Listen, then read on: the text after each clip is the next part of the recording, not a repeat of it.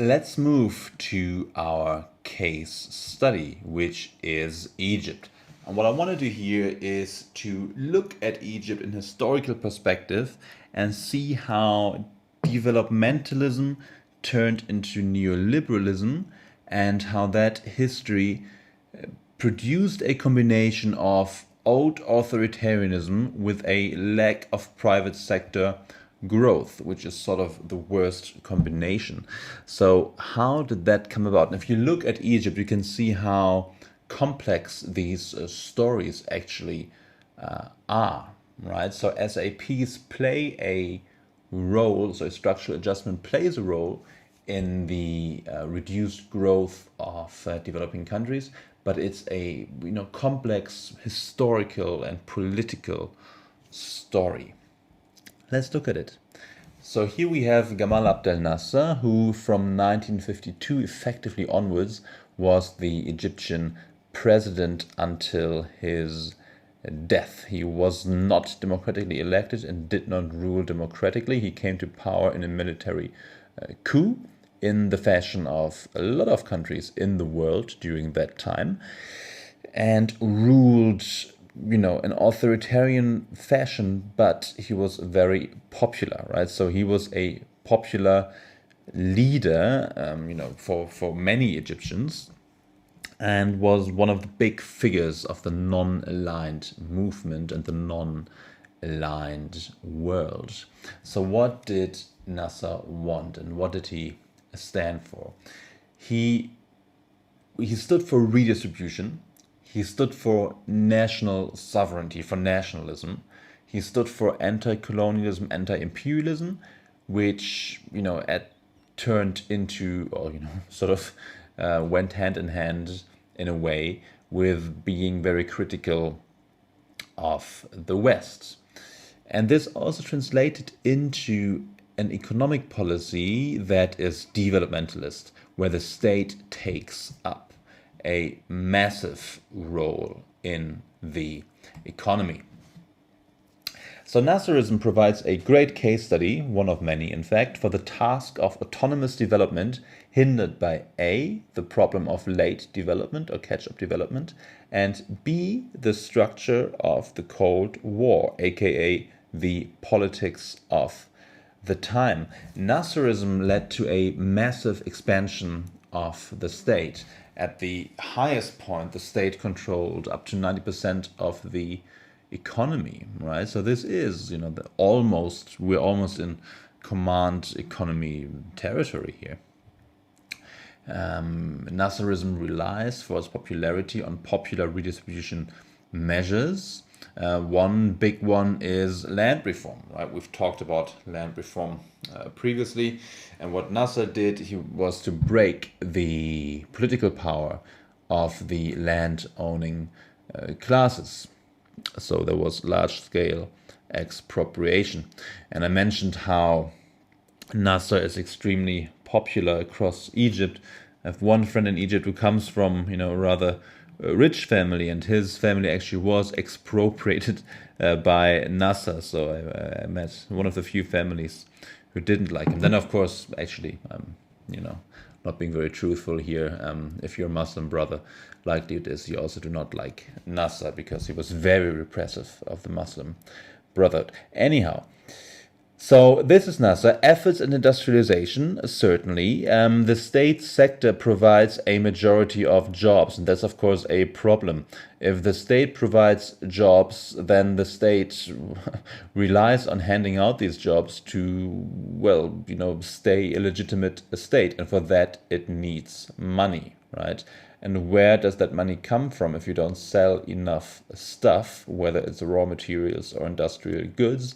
The money comes from loans. And as other countries in the post-colonial world at the time, Egypt racked up quite a bit of debt, $2 billion of debt by 1965, out of which more than 70%, 76% roughly, is owed to Western governments and banks. What happens is that the conflict with Israel and the 1967 war led to a crisis in relations with the West, and Nasser becomes very reliant on the Soviet bloc after. And this is the fate of smaller countries in a Cold War, which we could observe back then, and which you're able to observe right now as well, in fact, which is that they have to choose one or the other. It's very hard to remain independent if you need money, right? So Nasser, even though he's not a communist in the Soviet type of sense, he's not a communist. He's an Arab socialist, that's what he calls himself. He becomes reliant on the Soviet bloc for military supplies and development loans. Nasser's successor then, Anwar Sadat, makes a choice. He bets on the winning side in the Cold War, and he bets on the West. So he kicks out the Soviet military advisors. He makes peace with Israel after the 1973 war with it, and it aligns with the West. So now it gets grants and loans from not only the US-aligned oil monarchies, but also the IMF and the World Bank. And the 1980s are a typical period of structural adjustment here in the history of Egypt. What does structural adjustment do? Well, as always, it first cuts subsidies, right? So we've seen how in the Nasserist state, the state create legitimacy by providing jobs and by giving handouts, right? Those handouts are getting slashed. Those jobs are getting slashed. But, and so I said 80s, actually 97, and already by 1977, we see massive popular unrest against the IMF and the World Bank in Egypt, especially against the cutting of food subsidies, right? The so-called bread riots, which break out in Egypt in 1977. And Sadat cannot afford to pay the political price for the tough cure of adjustment. He can't, adjusting to the demands of the IMF would have cost him his position. The trouble is that the US needed Sadat at the time, still needs Egypt, and that's why authority becomes less harsh in Egypt, right? Egypt is allowed to keep certain subsidies in place, which also tells you that the whole story is a political story. So that is kept in power. Egypt's debt peaks at the beginning of the 80s and is then restructured over the decades towards longer-term, lower interest loans. So Egypt gets a better loan package. The price that it pays for that is political alignment with the West. So that's the concession, or if you want, the benefit. Depending on perspective, Egypt becomes an ally of the West in the Middle East, which does not reflect the mood on the Arab street, quote unquote, or within Egyptian society more in general. But that's the story here. Slightly eased adjustment because of political alignment, but still harsh adjustment that leads to widespread revolt. What does Egypt look like after adjustment? Basically the economy that led up to the 2011 revolts in the country. What structural adjustment did was certainly to reduce the role of the massive state in the economy, right? And you could argue that this was sort of overdue, right? But here's what not happened, and this is quite typical for a lot of other countries as well.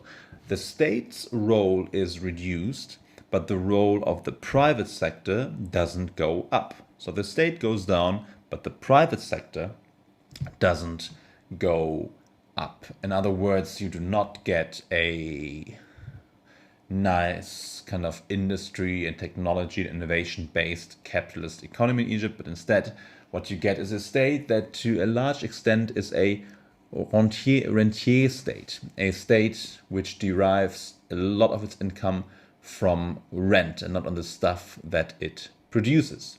So what are Egypt's main sources of income? There's tourism. First of all, there's limited oil and gas exports. There is the tolls from the Suez Canal, and there's remittances by Egyptians working abroad. So there's a rentier orientation to the Egyptian state and a dependency on imports. That's the economy of Egypt, right? Which SAPs did not change, but actually just entrench.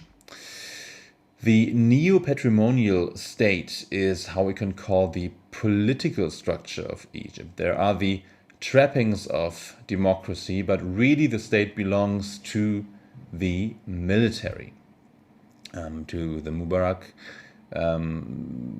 clan before and now to al-Sisi. But the state is owned by the military.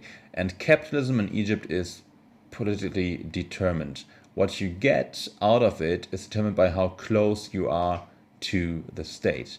So the whole outcome of this process is state capitalism, but without a developmental purpose, right? You get the enrichment of a small business elite that is connected to the state, but this is very, very different to the image of the Max Weber type of state, where the state is a legal, rational type actor and sort of serves a bourgeois class society. Instead, it's rather corrupt, and the small business elite attached to the state makes most of the money that is derived from rents, tourism, or big mega construction projects. But what you don't get is the sort of thorough and technologically competitive industrialization that you see in East Asia, right?